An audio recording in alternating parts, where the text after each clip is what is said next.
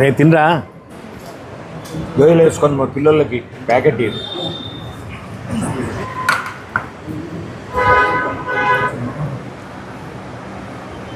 యూట్యూబ్లో విచక్షణారహితంగా ప్రతి ఒక్కరిని విమర్శించే సిస్టమ్ ఈ నడవని ఎక్కువ ఫాలో అవుతున్నారు. ఫేస్బుక్లో కానీ ట్విట్టర్లలో కానీ ప్రభుత్వం ఎన్ని చర్యలు తీసుకున్నా కానీ వాళ్ళు దాన్ని బేఖతారు చేస్తూ ఇతర దేశాల్లో ఉండి కూడా ఇక్కడ విషం చిమ్మడము, జాతుల మధ్య వైరాన్ని పెట్టడము, కులాల మధ్య చిచ్చు పెట్టడము, ఇటువంటి కార్యక్రమాలన్నీ యథేచ్ఛగా జరుగుతున్నాయి. కానీ ప్రభుత్వము ఎన్ని చర్యలు తీసుకున్నా అవన్నీ బేఖతారు చేస్తూ ప్రతి ఒక్కరు కూడా ఈ నడవన సోషల్ మీడియాను వేదికగా చేసుకొని ముఖ్యంగా మా ఆర్యవైశ్యులను గురించి అమెరికా నుండి పంచ్ ప్రభాకర్ అనేటువంటి సోషల్ మీడియా క్రియేటర్ జాతిని ఉద్దేశించి మాట్లాడుతూ జాతిలో ఉండే పెద్ద మనుషులను ఎంతోమందిని విమర్శిస్తూ ఈ యొక్క జాతి గురించి చాలా నీచమైనటువంటి మాటలు ఆయన తన సోషల్ మీడియా ద్వారా తెలియజేయడం జరిగింది.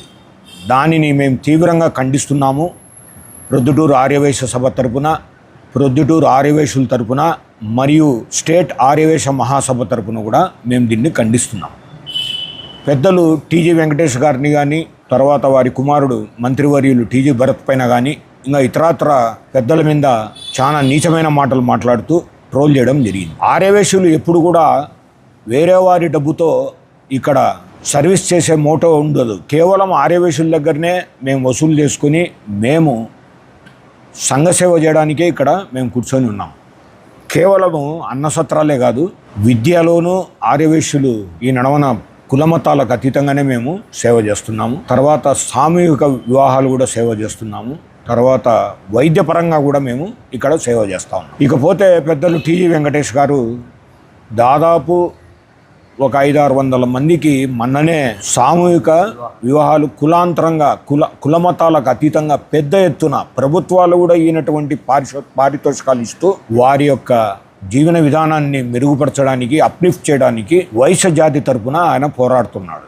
రాజకీయాల్లో ఉండొచ్చు ఎవరైనా, రాజకీయ విమర్శలు వేరు, కుల సంఘాలపైన విమర్శలు వేరుగా చూడాలని మేము కోరుకుంటున్నాము. పంచు ప్రభాకర్కు తగిన శిక్ష విధించేటట్టుగా ప్రభుత్వం కూడా ముందుకు రావాలి. మేము కూడా అతని పైన కేసులను నమోదు చేస్తాం. డెఫర్మేషన్ సూట్స్ కూడా ప్రొద్దుటూరు ఆర్యవైశ్య సభ తరపున మేము వేయబోతాం. రెండవది, ఎన్నో అమెరికాలో కూర్చొని కారు కూతలు కూస్తా ఇక్కడుండే సభ్యులను కానీ కులమతాలను అంతా వ్యక్తపరుస్తూ వారి కులమే పెద్దది, వీరి కులం పెద్దది కాదు, కులంలో అన్ని చోట్ల పాజిటివ్ నెగిటివ్స్ అన్ని కులాల్లో ఉంటాయి, దాన్ని ఎక్స్పోజ్ చేస్తూ ఇక్కడ ఆయన మాట్లాడడం చాలా దారుణం. దాన్ని మేము తీవ్రంగా ఖండిస్తున్నాం సభ తరపున. ఈ మధ్యకాలంలో ఈ సోషల్ మీడియా ద్వారా పంచ్ ప్రభాకర్ అనే వ్యక్తి మా జాతి మీద చాలా తీవ్ర విమర్శలు చేశాడు. అతని ఉద్దేశమేమో మాకు అర్థం కావడం లేదు. వైశ్య జాతి ఎక్కడైనా కానీ దాన ధర్మాలలో ముందు వరుసలో ఉంటుంది.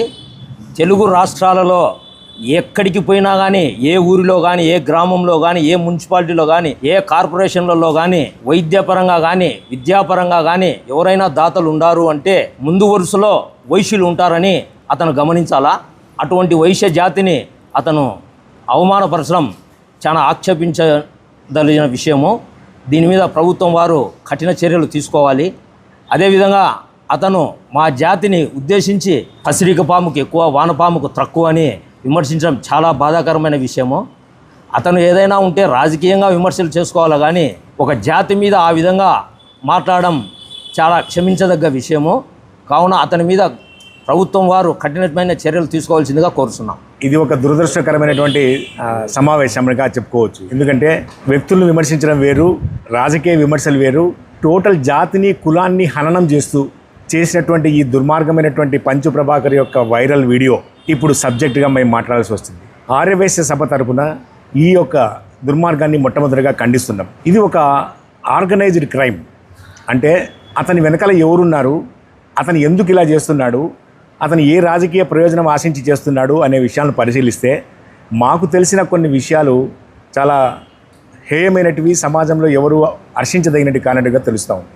అతను ఎవరో ఫండింగ్ చేస్తూ ఉన్నట్లు మాకు ఒక ఆధారంగా మాకు దొరుకుతూ ఉంది. అంటే ఎందుకు అతన్ని ఈ విధంగా ఎంకరేజ్ చేస్తున్నారు, అతను ఏం ఆశించి ఈ విధంగా వ్యక్తిగత హననం చేస్తున్నాడు, ఏం ఆశించి ఇతను తన యొక్క ప్రయోజనాలను ఆశిస్తూ ఏమైనా చేస్తున్నాడా, ఇంకేదైనా రాజకీయంలోకి ప్రవేశం కోసం ఇలా తిడుతున్నాడనే అంశాల గురించి విస్తృతంగా మన కర్నూలు వాళ్ళు, ప్రొద్దుటూరు ఆర్యవేశ సభ వాళ్ళు అందరం కూడా, మేము మహాసభ వాళ్ళు అందరం కూడా చేయడం జరిగింది. ఈ క్రమంలో మనకు తెలిసింది వచ్చింది ఏమంటే, రాష్ట్ర వ్యాప్తంగా మేము రాష్ట్ర ఆర్యవేశ మహాసభ తరపున, ప్రొద్దుటూరు ఆర్యవేశ మహాసభ తరపున పోలీస్ స్టేషన్లో ఫిర్యాదులు చేయడం మొట్టమొదటి చర్యగా చేస్తాం. రెండవది, అవసరమైన చోట ర్యాలీలు, ధర్నాలు చేసి మా యొక్క నిరసనను, అంటే అతని యొక్క వ్యాఖ్యలను ఖండిస్తూ మా నిరసనను తెలియజేసేందుకు కూడా మేమందరం కూడా సమాయత్తమవుతున్నాం. ఈ విషయంగా ఇతను చేస్తున్నటువంటి విషయాలను పరిశీలిస్తే, ఒక లీగల్ సెల్ చైర్మన్గా నాకు ఎలాంటి ఆలోచన వచ్చిందంటే, ఇతను సైబర్ క్రైమ్ కింద కూడా ఇతను దోషి అవుతాడు.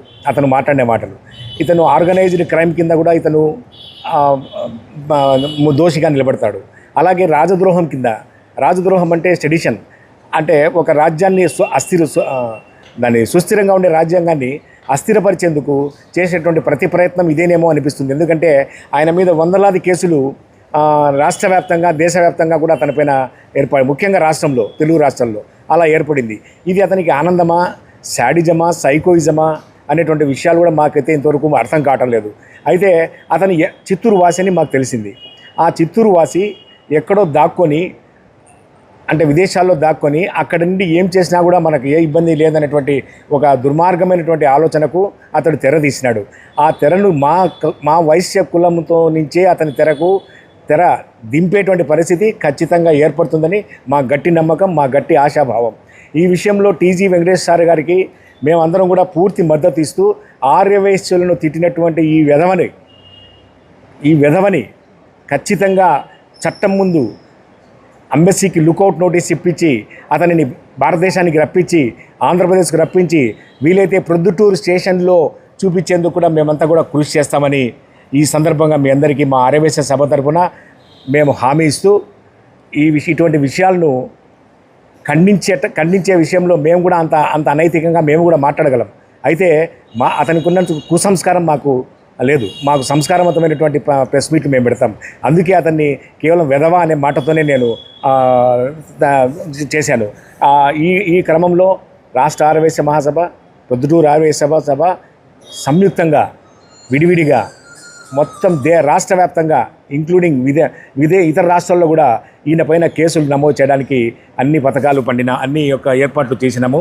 ఇతని పైన ఉన్నటువంటి దీని కింద ఇతను ఏ దాని కింద వస్తాడంటే, ఏ సెక్షన్ల కింద ఇతను దోషిగా నిలబడతాడంటే, 111 బిఎన్ఎస్ వ్యవస్థీకృత నేరము, అంటే ఆర్గనైజ్డ్ క్రైమ్ కింద, సెక్షన్ 196 బిఎన్ఎస్ సమూహాల మధ్య శత్రుత్వాన్ని పెంపొందించటం, తర్వాత సెక్షన్ 352 బిఎన్ఎస్ శాంతి భద్రతలకు విఘాతం కలిగించేలా ఉద్దేశపూర్వకంగా అవమానించటం, సెక్షన్ 353 బిఎన్ఎస్ ప్రజలలో అలజడి, దుష్ప్రచారానికి దారితీసే ప్రకటనలు చేయడము, సెక్షన్ 356 బిఎన్ఎస్ పరువు నష్టము, సెక్షన్ 152 బిఎన్ఎస్ భారతదేశ సార్వభౌమత్వము, ఇతర ఐక్యత మరియు సమగ్రతకు ముప్పు కలిగించే చర్యలకు తీసుకోవడం జరిగింది.